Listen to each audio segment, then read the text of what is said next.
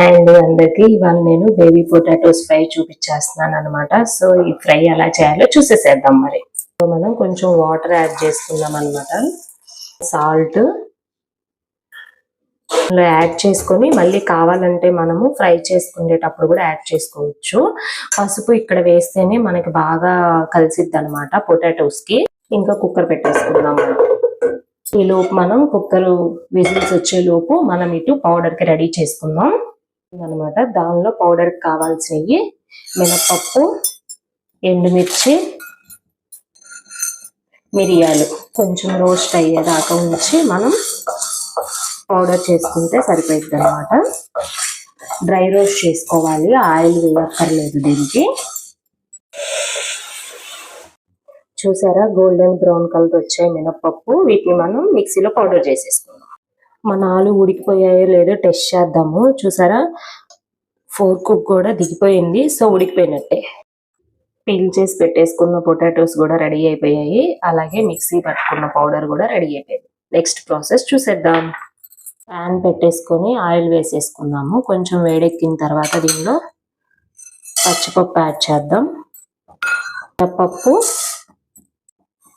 ఆవాలు, జీలకర్ర, అలాగే కొంచెం కరివేపాకు. కొంచెం మనకి తాలింపు వేగింది. నెక్స్ట్ మనం దీనిలోకి ఆనియన్స్ యాడ్ చేద్దాం. కొంచెం సాల్ట్ వేద్దాము. ఆనియన్స్ కూడా వేగాయి కదా, మనం పొటాటోస్ వేసేసుకుందాం. ఇంకా కొంతమందికి స్పైసీగా కావాలి అనుకుంటే దీనిలో గ్రీన్ చిల్లీ కూడా యాడ్ చేసుకోవచ్చు. అలానే అల్లం వెల్లుల్లి పేస్ట్ కూడా వేసుకుంటారు. మాకైతే ఈ స్పైసీ చాలు. ఇంకొంచెం స్పైసీ కావాలనుకున్న వాళ్ళు అవి కూడా యాడ్ చేసుకోండి. బేబీ పొటాటో ఫ్రై అయిన తర్వాత మనం పౌడర్ వేసేసుకుందాం.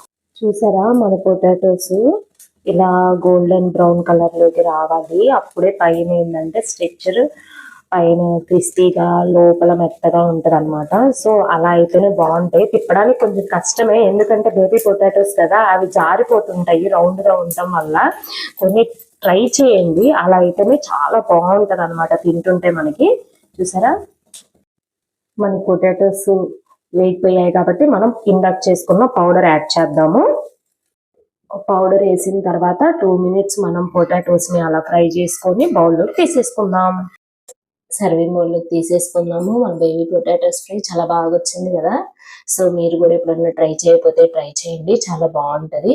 ప్లీజ్ లైక్ చేయండి, సబ్స్క్రైబ్ చేయండి.